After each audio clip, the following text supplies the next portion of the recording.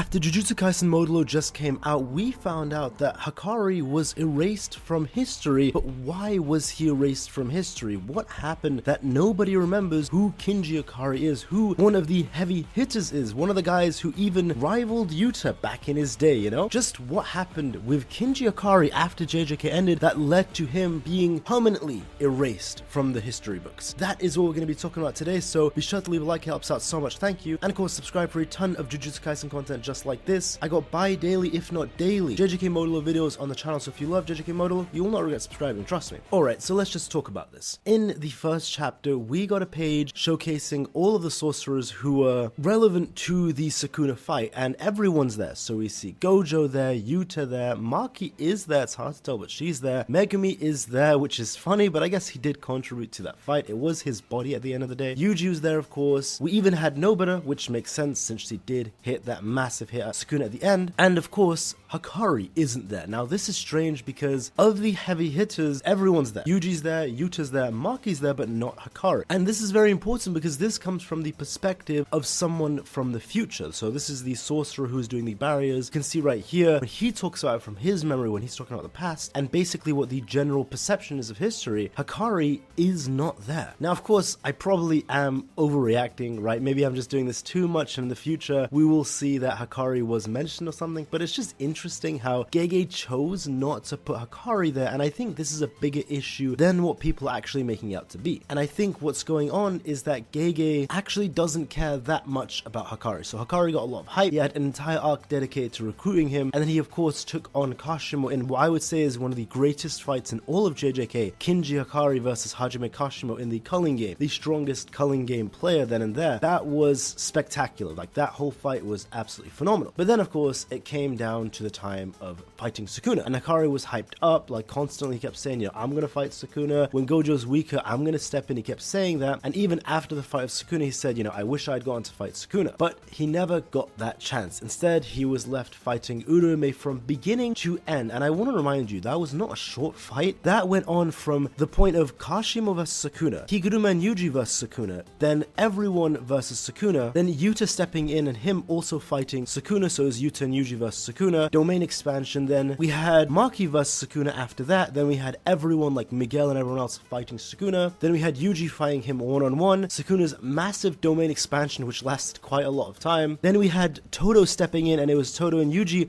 versus Sukuna, then we had Yuta in Gojo's body versus Sukuna, then of course we had Yuji once again versus Sukuna, Yuji popping his domain expansion, we had a short Megumi versus Sukuna, Nobara stepping in, and then finally Sukuna was defeated. That entire sequence from before even Sukuna transformed, before that point, Hakari was fighting Uraume, and that fight just dragged on the entire time, and that's fine, there's not a problem with that. Though of course, I mean, it was a stalemate, like we see at the end of the fight, they both look roughed up, but it seems like they could have easily continued that fight for much longer than it went on. And not to say Hakari is weak, it probably just means that Uraume was simply that strong, which makes sense considering what we saw Uraume do in Shibuya, and also what Uraume did against Maki and Yuji when they stepped in with that giant ice attack. But the issue is that that entire fight was off screen. So we get a brief intro when the fight starts, we cut to it like 2 or 3 times for a single page, and they aren't fighting, it's literally just exposition for Sukuna. When Uraume was hyping up Sukuna, that's all it was. It was shown once again just for expedition of the Fuga Flame, and that was pretty much it. The entire fight was off screen. So Hakari's contribution to the final arc of Jujutsu Kaisen was completely off screen, never shown, and he didn't even touch the main villain. I mean, we don't even know if Hakari saw true form Sukuna, like we don't even know if he saw that. That's crazy. Of course that's a meme, right? But it's still just insane that we never got to see that happen. We saw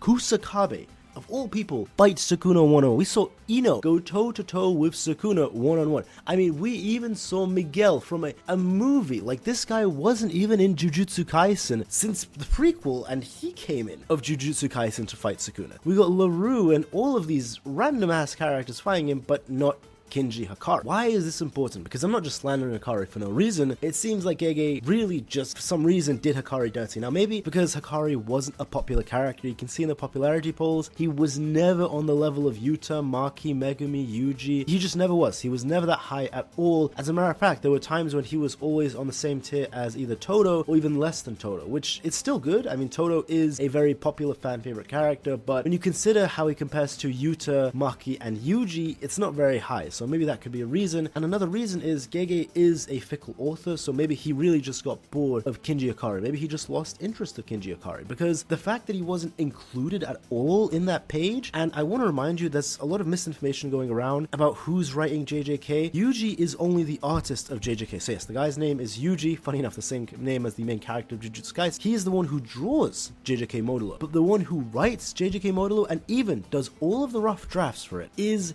Gege AKUTAMI. That is confirmed. There's a lot of misinformation going around saying Gege isn't involved at all. No, Gege is writing this whole thing, and he's even making the draft for the chapter, the storyboards for this chapter. So every piece of dialogue that you see is written by Gege, and if Hakari isn't included in that panel, that's because of Gege. Gege is the one who does the drafts and storyboards for the chapter, and then artist Yuji simply draws over it with his art style. So for some reason, he's chosen not to include Hakari, and that in and of itself isn't that big of a deal. I mean, it's a bit strange, right? I mean, you could say I'm overreacting, but then I just see how Hakari was treated at the end of JJK, that final arc, and I'm just thinking, like, you know, sidelined completely, off-screen completely, forgotten completely. Like, the only times we see him was at the end, kind of. He was there for a couple comedy moments during the flashbacks during the time skip, and that's pretty much it. Considering that this was a character who beat the strongest color game player, the most lethal player, Hajime Kashimo, and of course we had a whole arc dedicated to him, and he was hyped up as being, you know, stronger than Yuta, or at least around his level. You know, it's just all strange to me. It's really strange how he was portrayed in one way and treated one way, but then JJK ends, and, you know, he just gets this very dirty treatment, and then of course in Modulo it continues. That is what seems strange to me. So why was Kinji Hakari erased from history? And again, kind of exaggerated, you know, clickbait, it is what it is, but it's not necessarily